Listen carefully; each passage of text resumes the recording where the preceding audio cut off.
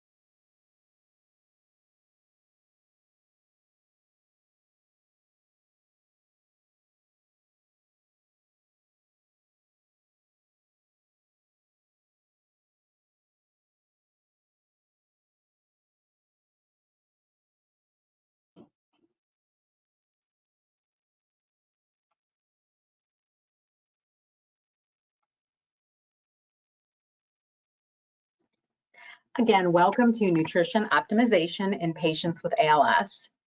I wanted to go over a couple of housekeeping items before we get started. I want everyone to know that you are muted and we cannot see you, so just relax and enjoy the presentation.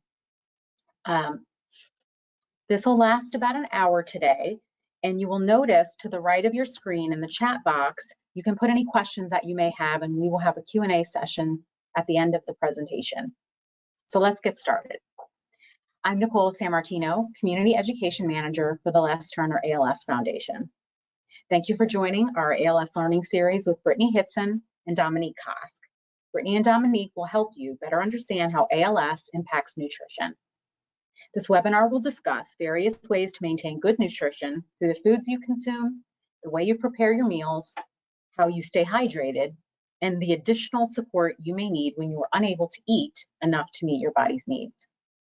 Before I formally introduce you to Brittany and Dominique, I would like to tell you a little bit about the foundation.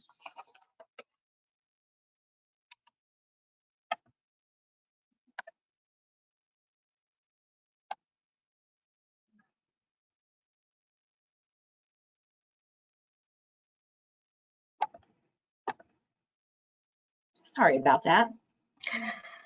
We would like to thank the Gilbert and Jacqueline Fern Foundation and our industry partners for making this educational series possible.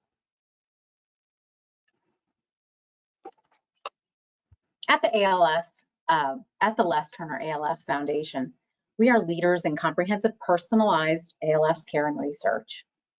We realize that people living with ALS may feel overwhelmed and unsure of what questions to ask and what to do next.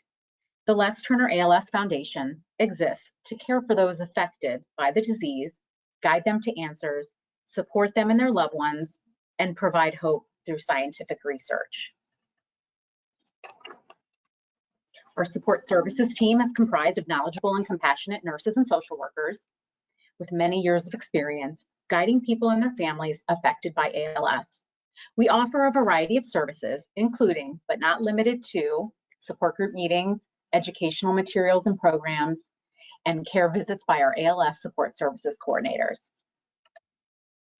At the Lois and Sawyer ALS Clinic, we offer access to enrollment in clinical trials, and dedicated clinical trial coordinators. We are Chicagoland's first and largest multidisciplinary ALS clinic with the highest number of neurologists and dedicated pulmonologists. We bring multidisciplinary care that brings together an experienced team of neuromuscular specialists in one clinic to provide you with comprehensive support for you and your family. So it is my pleasure to introduce Brittany and Dominique. So let me tell you a little bit about them. Brittany is an Alabama native who moved to Chicago in 2018.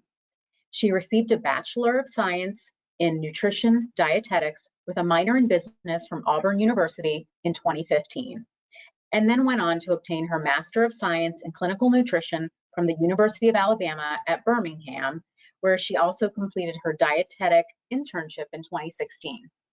She is currently working as an inpatient clinical dietitian at Northwestern Memorial Hospital and provides support to general medicine, surgical and urological services, and the neonatal intensive care unit, as well as the Lois and Salya ALS Clinic at the Les Turner ALS Foundation. She has been a part of the ALS Clinic team since 2020 and also assists with inpatient ALS G-tube admissions. Dominique was born and raised on the north side of Chicago. She received a Bachelor of Science in Nutrition and Dietetics from Dominican University and completed her dietetic internship at the University of Michigan Hospitals and Health Centers. She completed a Master of Public Health with a concentration in epidemiology at Loyola University Chicago. Dominique has a certificate in nutrition support and is currently working at Northwestern Memorial Hospital as an inpatient advanced clinical dietitian in the intensive care unit. She is one of two dietitians in the Lois and Salya ALS Clinic at the Les Turner ALS Center at Northwestern Medicine, providing nutrition care and counseling for people living with ALS since 2016. It's my pleasure to introduce Brittany and Dominique.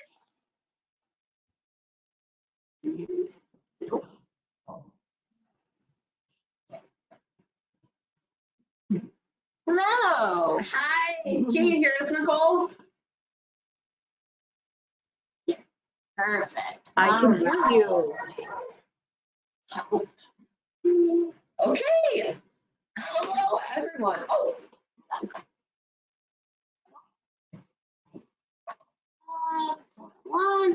There we go. Technical difficulties. Technical difficulties. Welcome, everyone. Brittany and I are so very excited to be talking about our favorite topic, which is food.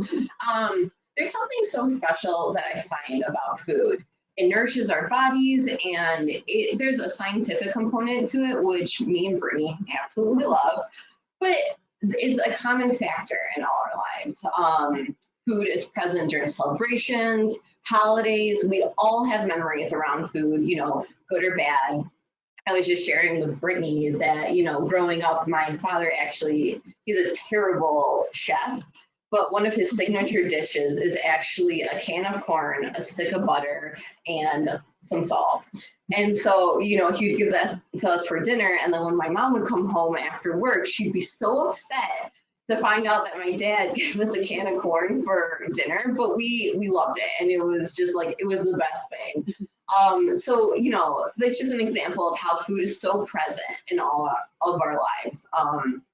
And, you know, since it's so important and it's just such an important component, Brittany and I are going to discuss a wide variety of topics, and, you know, not all topics might be, you know, relevant to everyone, but we hope that everyone can take away a little bit from our presentation. So, more technical difficulties? Okay, there we go. So today, objectives. We're going to discuss how ALS may affect your food intake. We're going to discuss strategies and provide tips on how to maintain good nutrition status despite barriers. We're going to review alternative ways to achieve adequate nutrition and discuss additional routes of nutrition, including feeding tube. Next one. Okay, so ALS and nutrition. Good nutrition and hydration play a very important role in people living with ALS. Nutrition management can result in a better quality of life with greater strength, energy, and independence. There are a lot of factors that affect a person's nutrition, and a lot of it might depend on individual symptoms, which me and Brittany actually spend a lot of time, reviewing, and we do our best to personalize everyone's nutrition care. But, maintaining adequate nutrition, weight, and muscle mass generally involves high calorie, high protein foods, changes in meal structures, alternating food and liquid consistencies, and giving formula through a feeding tube. This presentation is designed generally to talk about very general proactive strategies to maintain your weight. So the goal of people with ALS to maintain weight, the goal is for people to maintain their weight and preserve muscle, strength, endurance, and function. Poor nutrition status can lead to malnutrition, which can cause muscle weakness, impair respiratory and immune system function. And, we really encourage, and the focus is really to maintain weight, essentially. So watching your weight is a really good indicator of your overall nutrition status. And it is important to maintain your weight, and maintaining your weight can help to prevent muscle breakdown. Exactly. So like she said, it's important to remember that a lot of this unintentional weight loss we might be seeing is more of a muscle mass loss. You're not necessarily losing fat, but losing that muscle that's really important to keep our strength up and our general energy levels up. And there might be several reasons that we start losing weight. Being in a higher metabolic state in general means we're burning a lot more calories at rest than our average person. So just the general activities of daily life, we're burning a lot more calories than we might have in the past. So we're going to need to take in a lot more calories just to stay at our baseline. You might also have difficulty chewing and swallowing different foods and liquids. You might get a poor appetite or start eating smaller portions of food just because we're tiring out. Respiratory status, a lot of different factors go into our poor appetite. You might take longer to eat the same amount of food that you were before. So a meal that might have taken you 15 minutes in the past is now taking you 30, 45 minutes, an hour. And at that point, we might be burning as many calories as we're taking in just through the act of eating. And then, like I said, still eating a normal amount of food, but it's taking us a lot longer, or it's just not enough to keep up with our new calorie needs. And then, of course, having GI problems in general can worsen your appetite. Nobody wants to eat when they're not feeling their best GI-wise, and constipation is one that we run into quite a bit.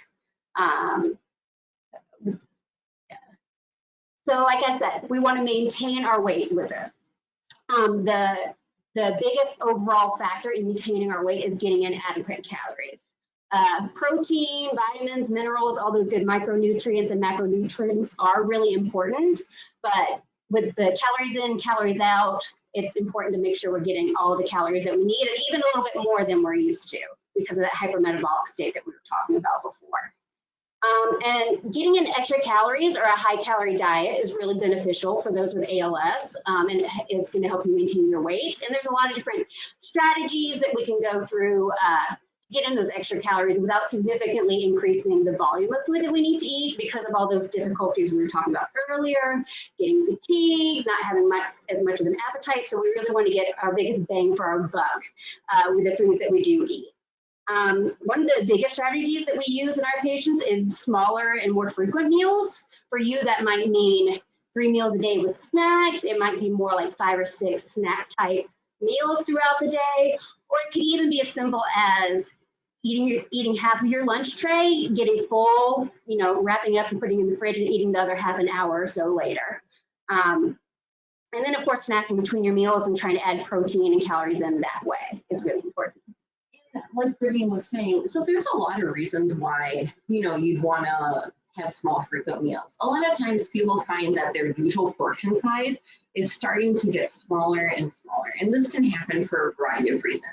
Maybe you're finding that you're having new chewing and swallowing problems. Maybe you're just getting tired with meals, or they're just taking longer. Maybe something that took you 5 minutes to eat is taking 20 minutes, 30 minutes to eat. Or even some people feel that, it's just hard to pick up food with, a fork, that things are, difficult to bring to your mouth. So the small frequent meals can help increase calories that way. But another thing that we talk about is just high calorie foods in general. And like I was talking about, as your portion sizes get smaller, the calories you're taking in are actually getting smaller. So you want to increase the amount of calories in those smaller portions that you're eating, because it's so important to maintain your weight. An example of this. So, 2 cups of broccoli is 100 calories, but, 1 tablespoon of peanut butter is 100 calories. And for someone, 2 cups of broccoli might actually take a really long time to eat.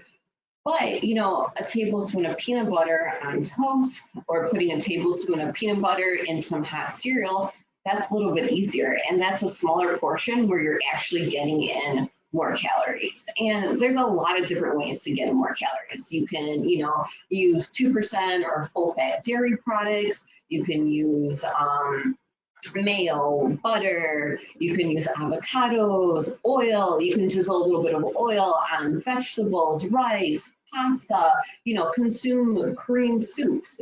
And the real important part, and when you're thinking about this, is that the calories are so important. So trying to find as many calories as you can to kind of get condensed in those smaller portions. And it's not only calories too, but there's a lot of evidence to show that it's high calorie, high protein as well. Absolutely. So like I mentioned earlier, it's really important to try to incorporate those protein-based foods into your diet. Of course, our overall calories are the most important thing, but keeping protein on our diet is going to help us maintain our muscle mass as much as possible. And there's a lot of different sources of protein, right? So most people think of, your meat, your poultry, fish, that sort of thing. But there's also all dairy products are going to naturally contain protein, and eggs are a great source of protein, as well as a lot of different plant-based sources, legumes, beans, tofu, quinoa, nuts, and nut butters. While those are great sources of calories, there's also a really great source of protein there too. And there's some different ways to sneak in protein into the foods you're already eating. Like Dominique was saying, adding protein, peanut butter to your oatmeal or your Greek yogurt, adding cheese to all those different casseroles and grits and that sort of thing. I'm from the South, I love grits, so I always think of butter and cheese in my grits in the morning. But that's a great way to sneak in some protein as well. Adding dry milk powder to our milk products, or even our casseroles or other dishes we're preparing, is a great way to sneak in some protein as well. And then just adding, like I was saying, adding those cheese and dairy-based products are a great way to sneak it in. And then, of course, there's our high-protein beverages as well. Chocolate milk, regular milk, milkshakes and eggnogs and smoothies, all those things that we kind of think of as naughty are actually great ways to sneak in some protein and calories as well. One thing I would mention is if you're having trouble with getting full faster, sometimes it's better to separate our liquids from our solids at meal times. Sometimes we kind of fill up on those liquids while we're drinking and trying to clear our throat and make sure everything is going down well. So, just sitting down and eating our solids and then maybe finishing up with our liquids is another great strategy to try. And, you did a great job mentioning how people tend to feel fuller and you don't, you might not finish your meals. And that's the same thing, you kind of want to avoid those diet foods. So the reason that we say that is because diet foods are lower in calories by the nature of them being diet foods. So anything that's going to be low fat, sugar-free, just like those items. So if you think about it, like if you're not eating your normal portion that you would normally eat, now you've already taken out some calories. So if you have something that's already low calorie and you're not going to finish it, or it's taking you too long to eat, maybe that's not a good food choice for you. And along that same process and that same thought, any sort of diets that restrict food or take food groups out, those can cause unintentional weight loss, essentially. And when you start to lose weight, you start to lose muscle and you start to lose fat. And, the real goal is to maintain your weight, and we want to try to avoid losing any weight, essentially. I think a great point to that too is, of course, there's those diets out in the world that, are aimed towards weight loss. But if you have any certain dietary restrictions, like vegetarian, vegan, lactose intolerance, anything like that, we're always happy to help and, modify your diet that way, but we definitely don't want to stick to, you know, more of the fad diets out in the world. Yes, thank you, Brittany.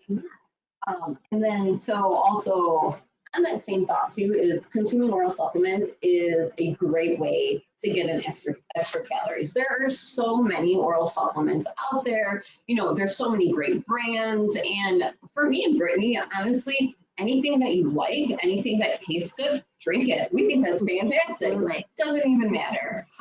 As long as you are using it, you know, in addition to your meals, or even some of them can be, you know, replacing meals. And working with your dietitian is really important because you can kind of work through, you know, which supplements would be good to add in addition to your meals and which supplements are good to replace your meals. And on that note, we're going to talk about reading the food label. I personally love the food label. I love the food label. I think it's fantastic. And the reason I love it is it's always on packaged foods, and it doesn't matter where you are. You can be here, you can be in Europe, you can be anywhere. Everything has a food label. Everything does. So it doesn't matter what the product is. You can always, you know, figure out what's inside. And obviously it would have to be packaged. But the reason we're talking about it, you know, you want to, once again, you want to work with your registered dietitian. You want to figure out, and they'll figure out how many like calories, protein, all that you know you need. And we're just going to talk about the general basics. So when you're looking at calories, I don't know if you can see my mouse or not. So the calories are up here. And let's say you're looking at an oral supplement. If you're looking to add to your meal, like let's say you're still eating 3 meals a day, but you really can't get in those calories in all 3 meals, then you want to, you know, maybe add an oral supplement. If it's less than 300, that's a really good oral supplement to add to your meals. But if you're looking to replace your meal completely, like maybe you're just eating 2 meals a day and you really want to get something in for like that third portion, try to pick something that's 300 calories or more, because you're really, like I said, you're not adding to your meal, you're just replacing that. And I think 300 calories or more, I think is, you know, acceptable and a good goal to aim for. The next topic that we're going to talk about is protein. Once again, we're not going to give any like specific protein recommendations like you need X amount of protein. The reason that we're bringing up protein is just to kind of be mindful of it. So let's say, you know, yogurt is actually a really great example where if you're looking through the different kinds of yogurts, try to get the one that's a little bit higher in protein essentially. Or if you're looking through like any sort of smoothies, like maybe, you know, try to avoid the ones that are like 1 gram of protein and try to go for something that's a little bit higher. And that same thought, so looking at, you know, any sort of fat content, the higher the fat content, a lot of times the calories tend to go up, and this might be something good for those who maybe you're not, you know, eating as much as you used to and you need to add some calories to your portion. So that's something to be mindful of. And then fiber. So fiber is really great to help avoid constipation. But sometimes those very fibrous foods tend to just, you know, maybe you get tired chewing them, or they're hard to chew and swallow, or you just kind of don't feel like eating them. You know, try to find an oral supplement that contains fiber. That's another way that you can kind of add some fiber into your diet without maybe consuming it through like whole foods. Right, the act of eating. We can talk a little bit about the actual physical act of eating your meals. Chewing and swallowing difficulties, also known as dysphagia, can sometimes make meal times exhausting and really fatiguing for a person with ALS. Some different signs of swallowing difficulties that you can kind of be mindful of is choking or coughing while eating, increased saliva in your mouth, or even excessive drooling. Having the sensation of the food getting stuck in your throat or even in your chest, or as simple as needing more time to finish your meal, frustration during meals, or even subconsciously avoiding certain types of foods that you're like, oh, I had a little bit of trouble with that last time, I'm not even going to try to deal with that anymore. Or you might even notice increased nasal secretions when you start having some issues with your swallow. It's really important to work closely with your speech language pathologist or your speech therapist to determine what are the most appropriate and safe consistencies for you to eat. They are the experts in that field. We work really closely with our speech therapists to kind of customize your diet for you. They're going to tell us, and we're going to tell them what you're already eating, and they're going to tell us what is the safest thing for you to eat as far as the consistency of your solids and then kind of the consistency of your liquids too, because sometimes it gets a little bit difficult doing certain thin liquids or really tough cuts of meat, that sort of thing. Something you can do at home is start monitoring how long it's taking you to finish your meal. Like we said earlier, if it's taking you more than 30 minutes to sit down and finish a meal that used to take you 10 minutes, that's kind of a sign that you might be starting to have a little bit of difficulty chewing and swallowing. And then we can start incorporating some of these strategies to make it a little bit easier on you to get in those calories that are so important. And that can be the way you cook your food and also how you approach it once it's on your plate. So cutting food into really small pieces, whether that be yourself or getting someone to help you cut it up before it's ever presented to you, that makes food a little bit more manageable, and then you're not burning calories trying to cut it up or, you know, get it on your fork or what have you. Using different broths and gravies and sauces to cook your meats and vegetables are a great way to soften those foods up and get them easier to chew and swallow for you. Or even cooking your veggies and that sort of thing down to the point where they're enough to mash with a fork. So I like to tell patients, if you can cut it with a fork, that means it's going to be a lot easier for you to cut it with your teeth, basically. And at some point, if you need to start incorporating, you know, really pureed down foods, always, you know, investing in a food processor or pre-prepared foods in that way is also a great option.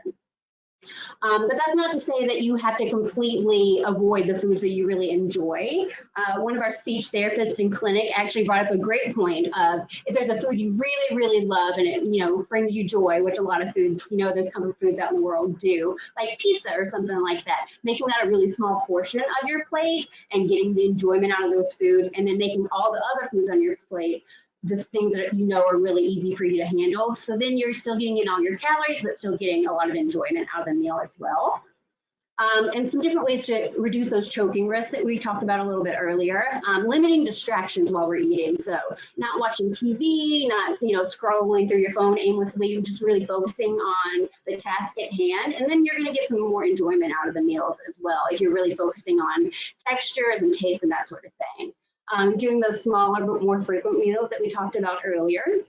Avoiding dry or crumbly or large chunky foods. A lot of times mixed textured meals give people trouble. So, you know, like a vegetable stew that has the thin broth and then the, you know, the harder carrots and then the softer potatoes, those kind of things that you don't think about being a little bit more of a challenge. But sometimes those mixed textures can really give us some trouble as well. And then just being mindful and taking smaller bites of our food, smaller sips of our liquids, and making sure we swallow several times to make sure it's all going down correctly is a great way to avoid choking. And then ensuring adequate fluid intake in general is going to be a great way to avoid choking as well. Drinking is so important, and staying hydrated is so important. So a lot of times this can become challenging for a couple of reasons. Maybe those thinner liquids are getting harder to swallow. Maybe you're finding trouble, like, you know, just water is just more, you know, causing more problems. It's getting a little bit difficult to, you know, swallow. And then on the other hand of it too, you know, a lot of people report that, you know, oh, if I drink too much, then I have to, you know, go to the bathroom and somebody helps me and it becomes challenging and, you know, I don't want to constantly be getting up. But here's my argument. So adequate fluid intake is essential for keeping your saliva and mucus thin, and it helps avoiding constipation.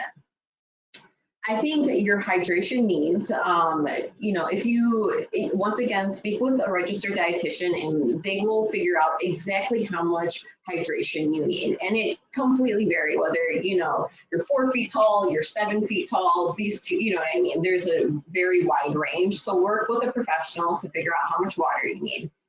In general, though, the general guidelines are to drink at least 8 to 10 8-ounce cups of liquid a day. Now, with this, I always caution people. I don't know if you've noticed this too, Brittany. So when you look at your like home glasses, 8 ounces is actually like incredibly small. A lot of times, like regular glasses might be 10 ounces, maybe 16 ounces. So if this is something that you're thinking about starting and you're going to use your own glass at home, just be a little bit mindful of actually how large your glass is. And so also what counts as a fluid. So this is, I think I actually find it's really interesting. So things that count as a fluid are going to be like water, sodas, coffees, teas, soft drinks, sports drinks with electrolytes. But, you know, also things that count as fluid are going to be anything that melts at room temperature. So like your ice cream, your sherbet, your sorbets, popsicles, you know, milk, yogurt, kefir, Jello. Other things that can, you know, add a little bit of fluid are going to be like your vegetable juices, your fruit juices, or even like your fruit nectars. Some fresh fruits that have water in them, fluid in like canned fruits, and yes, fluid in canned fruits. And then also at the bottom, we have papaya, pineapple, and purple grape juice. So the reason that has a little star next to it is there's a enzyme in that, in those beverages that may break down the protein in mucus. So just something to think about and be aware of. So that's that. And I feel like I'm forgetting something on this slide. I'll probably remember and then stop Brittany. We'll circle back to this. Okay. So a little bit more. So we talked about what counts as a fluid. Why is it so important? Dehydration is a really common issue in people that have more difficulty swallowing in general. Some of the common signs of dehydration are dark colored urine and decreased urine output, dry, itchy skin, headaches, confusion, dizziness, fatigue, and even constipation is a really common issue, like Dominique mentioned earlier. Fluid is going to be your best friend when it comes to preventing constipation.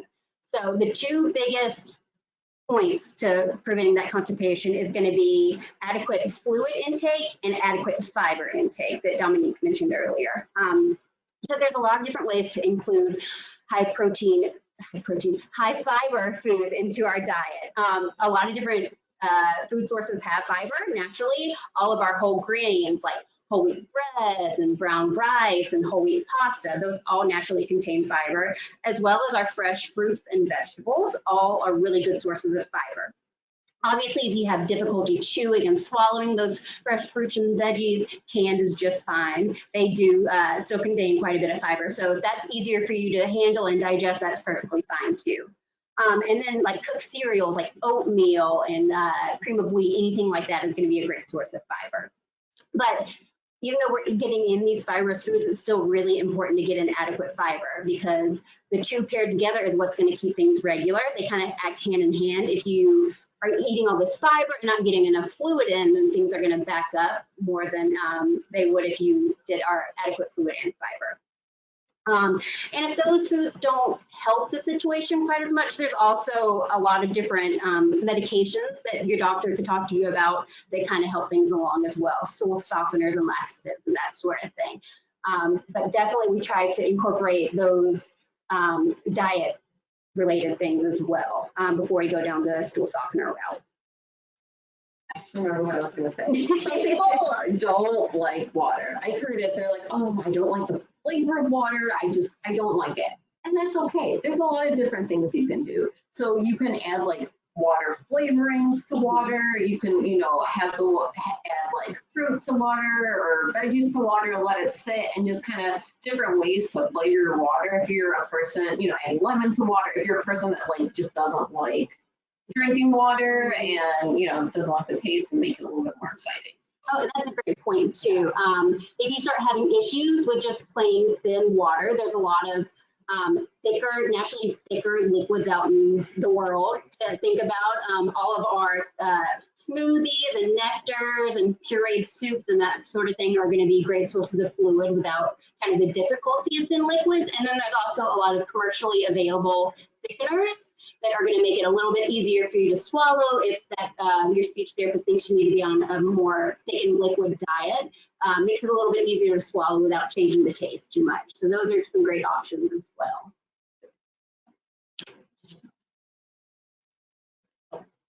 So another way to get nutrition is through a gastrostomy tube. We're just going to talk very, very basically about this. So gastrostomy is a procedure that places a feeding tube that goes from the outside of your abdomen directly into your stomach. Sometimes these are placed while people are still eating, and it allows for a gradual transition between, maybe eating by mouth and needing a little bit more nutrition supplemented through the gastrostomy tube. A feeding tube may be placed for a wide variety of reasons. It can be difficulty with nutrition, hydration, or even if your breathing is becoming weaker. I think it's never too early to talk to your ALS team about, when is it appropriate to have a gastrostomy tube placed? Are you a candidate for one? And get more information from them. Because I said this is very specific and specialized, personalized to each patient. But we will talk about, like I said, the basics of it. Absolutely. So the good news is that a feeding tube, like Dominique said, offers a convenient method of a way to get in nutrition, hydration, and even medications that are becoming more of an issue for you to swallow. Or if you can't maintain your weight simply by eating, or if swallowing becomes too exhausting or time consuming or even dangerous for you, a feeding tube might be considered by you and your medical team. It's a much easier route to maintaining nutrition and hydration than trying to eat everything and drink everything by mouth. They can lessen the stress a person feels when they're unable to eat enough to maintain their weight. And it kind of takes the stress off of, I need to eat all day long, and I feel like I'm still losing weight, and it's really stressing me out or upsetting me because I'm not able to meet those needs. This is I kind of call it our insurance policy, that we can get this tube placed. If we don't need to use it quite yet, perfect. If we need to do just a little bit of an extra nudge, I like to say, throughout the day, we can do that as well. If we're having issues with our medications getting stuck, we can do medications through it, or even if it's as simple as I have a really hard time getting my fluid intake in. These are all great routes to do through our gastrostomy tube. And it is important to remember that a feeding tube doesn't automatically prevent your oral intake. A lot of our patients personally get these tubes placed while they're still eating really well, or just need a little bit of help. And it's not, I get this tube placed, I can never eat a solid or a liquid ever again. It's just really, it's more to increase your quality of life than anything else. We just want to make sure our nutrition and our hydration status is as good as it can be, and this kind of gives us another route to meet the same goals. And I was going to say early studies actually suggest a correlation between getting the feeding tube and longer survival and better quality of life. So that's also something to take into consideration. What I was going to say too, so we are giving very, very general recommendations, but any safety, your safety with chewing, swallowing, always consult your doctor and consult your speech pathologist for your specific recommendations, because they might have different recommendations that are specific for you. And there's a lot of different factors that go into the decision to get this feeding tube. It's obviously your personal wishes and your kind of goals, and then it's going to be your respiratory status, your nutrition status, your swallow status. So many different things go into the decision to get a feeding tube. Okay, so if you have a feeding tube, there are a couple components to it.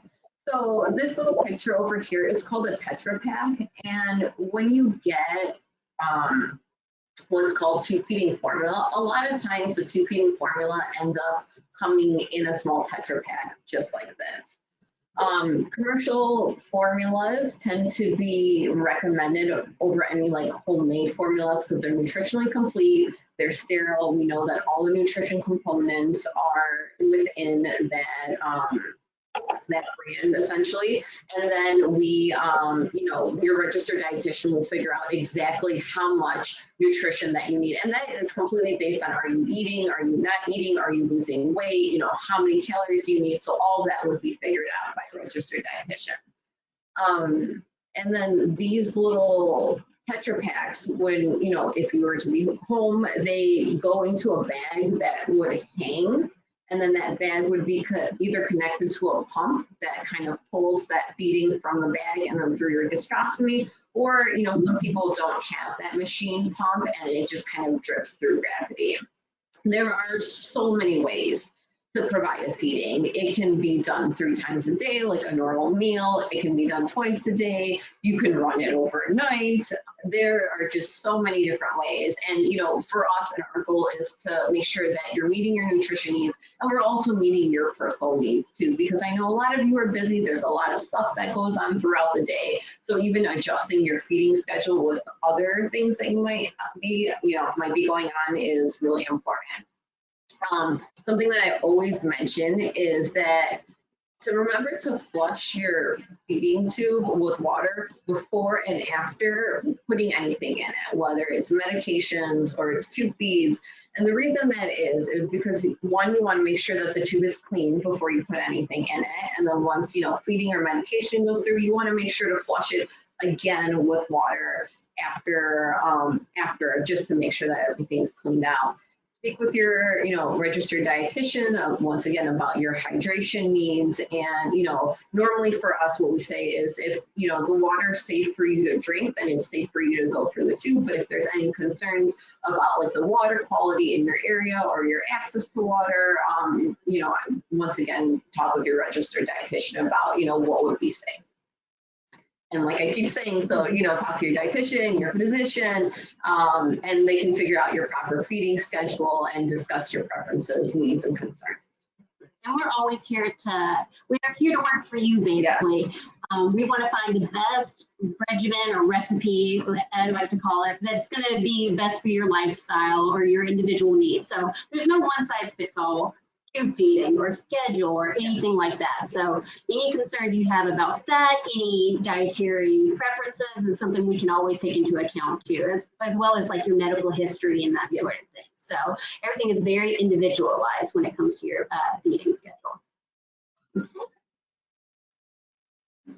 Okay. All right, great. Well, that was a quick kind of overall viewpoint of what we do in clinic with our patients and kind of the big topics that we tend to cover.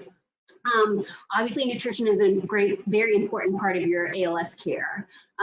Maintaining adequate nutrition is a complex balance between adequate calories, hydration, the GI function we talked about, those chewing and swallowing changes, and even possible additional support through a feeding tube that you might need. Maintaining your weight through these strategies can result in a better quality of life with greater strength, energy, and independence. Those are always our biggest goals, is to make your life as full as we can. And this is all just to benefit you. And of course, your entire ALS care team is really dedicated to an individualized approach to your specific needs and challenges. So we're always there to help you through whatever might come your way. Absolutely. These are our references. And then any questions? I think Nicole's gonna take over. Thank you so much, Dominique and Brittany. Yes, we are gonna go into Q&A.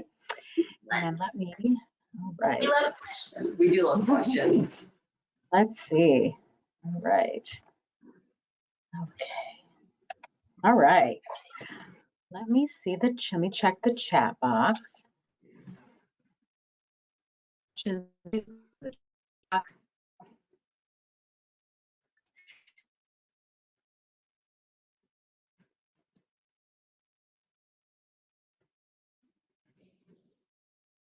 I encourage questions, please put them in the box. We will encourage all of you, if you have to answer them for you here.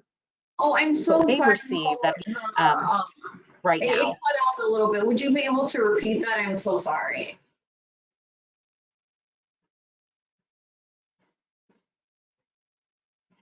Can you hear me now? Yes. Can you hear me okay? Okay, I went off camera because it, as a means of kind of conserving, so that we would have better, what's the word, reception. So let's go ahead and I'll have you share the more commonly asked questions while I continue to monitor the chat box. Absolutely. We feel like we run into a lot of the same questions a lot in our clinic. So I'll kind of give Dominique some different scenarios because I feel like she hears these all the time. Is there a specific diet that a patient can follow for ALS specific? Nothing, there's no specific diet. And like we talked about earlier, we don't really recommend any of those fad diets because they might cause unintentional weight loss. So really what we're really recommending is, high calorie, high protein, eat whatever you want and work with your registered dietitian, because if you have other, special medical needs or you have a different history, we are here to help. But the general overall recommendation is, eat whatever you want, get your calories in and get your protein in too. Absolutely. And I feel like Google can be kind of a scary place, especially when we start Googling, curative diets or, specific diets for ALS. There's a lot of information out in the world, and all of it's not necessarily wrong, but from our experience, just that general healthful, high calorie, high protein diet is kind of going to be the best bet for you. Because any diet that's going to restrict, whole food groups is not going to be the best idea, especially when we're trying to get in our calories any way that we can. And those I feel can be kind of hard too, because as things might progress, maybe things are becoming hard to chew as well. Maybe it's just taking a really long for a meal to complete. If you are, you might be limited by the foods that you're already consuming. So to add an additional limitation on top of that becomes very challenging for people to maintain their weight. And it just becomes a challenging way to just get overall nutrition. I feel like people just get really frustrated by the end of it. Absolutely. Are there any specific supplements or vitamins or minerals that you might recommend for a patient with ALS? You know what, that is a fantastic question. We don't recommend anything specific, as of right now. And, work with your registered dietitian if they're, if you have a past medical history or something, if they see that, some additional supplementation would be warranted, I think that's okay. Any general population, if you feel like you're not meeting your nutrition needs, doing just a general multivitamin is always safe. But like I said, make sure to, talk with your registered dietitian about any kind of supplements, or even let your doctor know if you're taking any additional supplements. Absolutely. Even if we don't recommend them, we love to keep track of that sort of thing that you're deciding on your own to kind of start taking. It's just something we like to keep tabs on. So when people ask you what medications you're on, it's always important to remember those additional supplements that you're taking. Here's another really interesting question I feel like we get posed in clinic quite a bit. How do I follow a high calorie, high protein diet when there's other people in my household that need to follow a very different specific medical diet? Yes, That's a good one. That's a fantastic question. So things that we kind of come across, or maybe there's other people in the household that, for their health, they need to follow a low-fat diet, a low-salt diet. Maybe they need to have carbohydrates or anything like that. So what I actually recommend is, if you're preparing a meal, have that person prepare the meal how they think is suited for their specific diet. And then when you maybe pull from that larger pot, larger pan, whatever, when you're making your own stuff, that's when you add on the butter, add on the mayo, add all those extra fun toppings, put all the cheese on and put all that good that way you can still consume the same meals and everyone can follow their own diet. So you get to put all that great, delicious stuff that's important for you to maintain your weight while, kind of maintaining the health of the whole household. Absolutely. Making everybody jealous. You get to eat all that extra cheese, right, and that sort of thing. I'm like, yes. Absolutely. That's really helpful. I'm not seeing anything in the chat box. Was there anything else you wanted to share, Dominique and Brittany, just in terms of anything that you think might be some common, concerns or questions? I think there's a lot of different information, like Brittany said, on the internet, on forums, on chats. And, if you have a question about something that comes up, bring it up with your healthcare provider. Talk to your dietitian, talk to your physician, say, hey, I read this. Do you think this is appropriate for me? Because I feel like, what's appropriate for one person might not be appropriate for you or for anyone else. So, it's really great to get out, talk with people, figure stuff out, but always kind of remember in the back of your mind that, my health is specific to me, and I want to make sure that I'm following the recommendations that are good for me. Absolutely. There's such a large community out there, and everybody's so interested and so helpful and sharing information. And like Dominique said, we're there to help you, and we will certainly work with you with all those concerns or questions, but we are very focused on you as an individual and what's best for you. That's probably the best advice out there because, you know, we all know we get information from a variety of different sources, and just know that another source of great information is with our nurses and our social workers. And so, and for you, Dominique and Brittany, this was a fantastic presentation, and just really, really easy to understand, and really just gave a really nice overview of what the people we serve should be focusing on in terms of their nutrition needs. And we thank you so much. It was really great working with you. And while we're going to say goodbye to Brittany and Dominique, I just have a few more things to share with all of you. So have a great day, both of you. I appreciate it. Thank you. Bye-bye. For having us. My pleasure.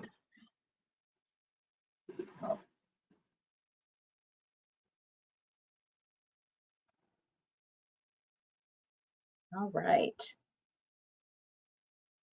Everyone can hear me. I'm just going to advance the slide, having a little issue there. Okay. Thank you for your patience. So I wanted to invite all of you to our next ALS learning series next month called Managing Speech and Swallowing Problems in ALS. And we will have with us Kristen Larson, and that will take place on August 26th at 12 noon. So we invite you to join us for that. And then next, we invite you to join our 11th annual Les Turner Symposium on ALS. We are really excited that we're going to have Robert Brown, Dr. Robert Brown with us. And so please save that date, November 1st.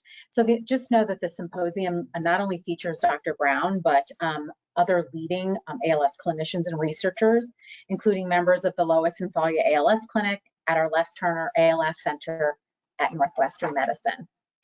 And lastly, I thank all of you and for being here today and for your participation. And I'm going to be sending out a survey directly after we end the webinar today. So please fill it out because your input is so valid and important in informing our future decisions. We want to hear from you. So thank you again to you. Thank you to Brittany and Dominique, and everyone have a great day and be well.